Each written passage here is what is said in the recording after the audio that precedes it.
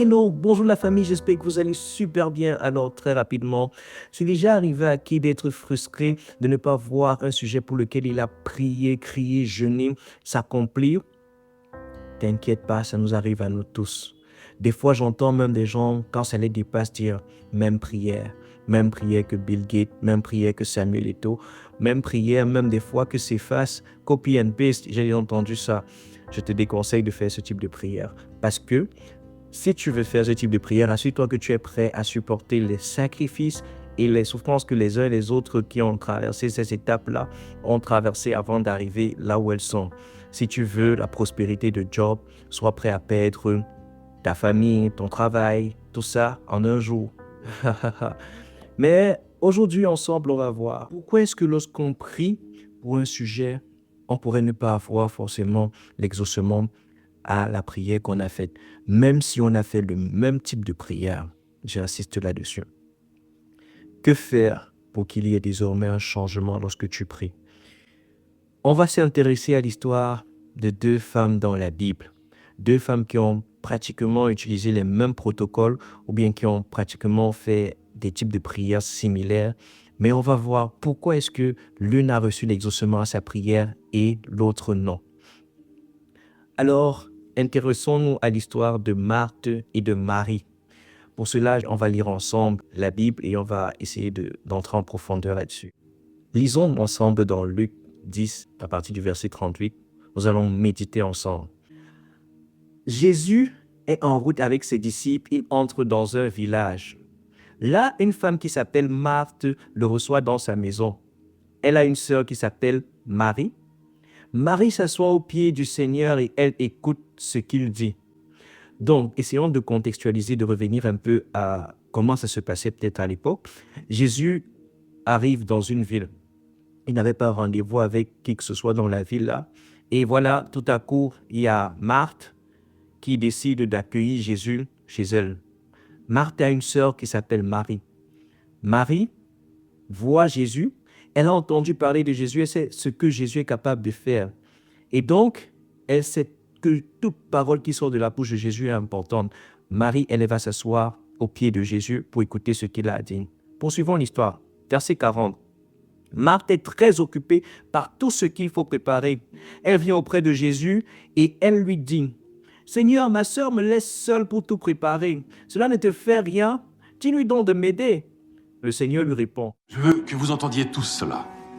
Je ne réprimande pas du tout Marthe. Tout service accompli est louable.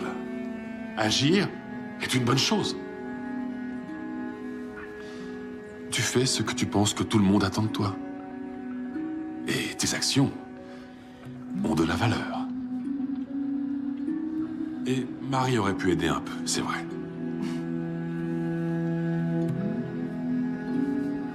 Écoute, je ne veux pas que tu te laisses distraire, d'accord? Je veux que tu sois capable d'être bien présente avec moi et les amis que j'ai amenés ici. Ainsi, beaucoup de chrétiens sont à l'église, beaucoup de personnes se disent chrétiennes, mais ne cherchent pas vraiment à avoir une relation avec Dieu. Et voilà, après on se met à faire des prières, à faire des sollicitations qui ne vont pas forcément marcher. Avançons dans le temps, dans Jean, à partir du chapitre 11, on va comprendre maintenant l'impact d'avoir une relation et d'être ce type de chrétien-là qui écoute attentivement ce que Jésus a donné comme enseignement pour recevoir réponse à sa prière. Donc, Jean 11, Marthe dit à Jésus, verset 21, « Seigneur, si tu avais été là, mon frère ne serait pas mort.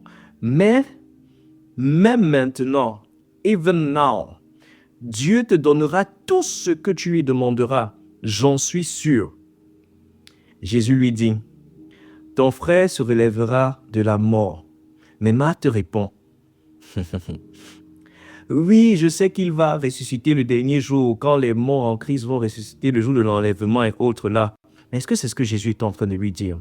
Il y a quelque chose que Marthe n'avait pas compris. Et pourquoi est-ce qu'elle n'avait pas compris ça? Souvenons-nous que la première fois que Marthe a rencontré Jésus, elle était distraite. Certainement, Jésus avait donné un enseignement là-dessus.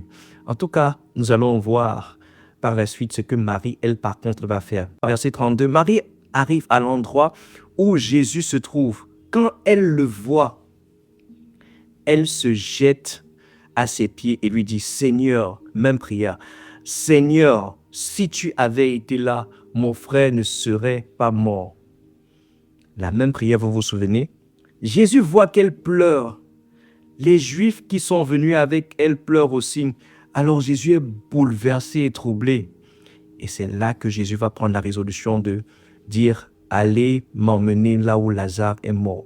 Je dois faire quelque chose. Jésus pourrait ne pas encore avoir exaucé à une de tes prières parce que tu ne t'es pas encore véritablement approché de lui d'un cœur sincère. Tu t'intéressais certainement à ce qu'il donne et non à qui il est véritablement. Je ne sais pas si c'est maintenant que tu dois le faire. Sinon, aujourd'hui, en journée, au travail, peu importe où tu es, prends un moment et présente ce problème-là à Dieu d'un cœur sincère. Si tu es un enfant de Dieu qui croit véritablement que Dieu est capable de guérir, qui croit véritablement que Dieu est capable de sortir de toute situation, si tu es un enfant de Dieu qui ne s'intéresse pas au poste, au titre et à tout ce qu'il y a comme artifice, et qui s'intéresse véritablement à Dieu, lorsque tu feras cette prière, le Seigneur t'exaucera certainement. Shalom à toi. Peace.